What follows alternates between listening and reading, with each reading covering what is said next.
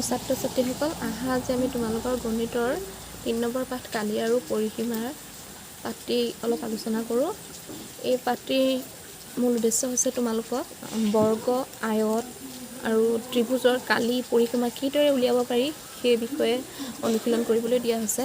এতিয়া আজি আমি প্ৰথমে আয়তৰ বিষয়ে চাওঁচোন। প্ৰথমতে গম পাব লাগিব যে আয়ত মানেনো কি।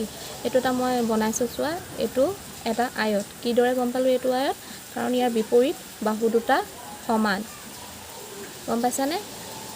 সেইকাৰণে এইটো কি হৈ গ'ল? আয়ত হ'ল। এতিয়া আহোঁ কালিনো কি? কালি হৈছে এই আয়তটোৰ ভিতৰত কিমানখিনি ঠাই আগুৰি আছে, সেইটোৱে হৈছে কালি। এই আয়তটোৰ কালিও উলিয়াবলৈ হ'লে কেনেকৈ উলিয়াম, তাৰ বাবে এটা সূত্ৰও আছে।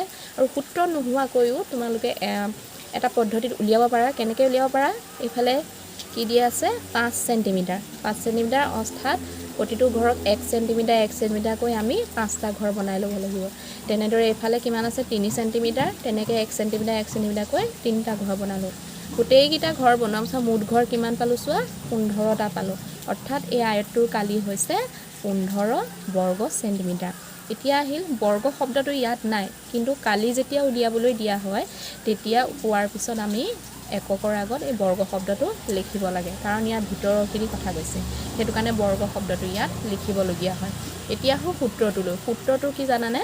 আয়তৰ কালি হৈছে ডি পূৰণ প্ৰস্থ বৰ্গ একক। এইটোৱে হৈছে আয়তৰ সূত্ৰ। ইয়াত এতিয়া ডি কিমান দিয়া আছে? 5 চেণ্টিমিটাৰ। সেইকাৰণে 5 প্ৰস্থ 3 চেণ্টিমিটাৰ, সেইকাৰণে 3D বৰ্গ চেণ্টিমিটাৰ। চেণ্টিমিটাৰ কি আহিলে? এককৰ সলনি চেণ্টিমিটাৰ বহাইছোঁ, বুজি পাইছানে? ইয়াত একক কি আছে? চেণ্টিমিটাৰ, সেইকাৰণে চেণ্টিমিটাৰ। ইয়াত যদি মিটাৰ থাকিলহেঁতেন তেতিয়া ইয়াত মিটাৰ বহিলেহেঁতেন, বুজি পাইছানে? এতিয়া 5 পূৰণ 3 অৰ্থাৎ 15 বৰ্গ চেণ্টিমিটাৰ। বুজি পালানে? আজি মই তোমালোকৰ এই আয়তৰ কালিৰ বিষয়ে দেখুৱালোঁ। ইয়াৰ পিছৰ ভিডিঅ'টোত মই তোমালোকক আয়তৰ কিদৰে পৰিসীমা উলিয়াব পাৰি সেইটো বিষয়ে দেখুৱাম। ধন্যবাদ সহকাৰে সংগীতা কোঁৱৰ, পূব বৰচলা প্ৰাথমিক বিদ্যালয়।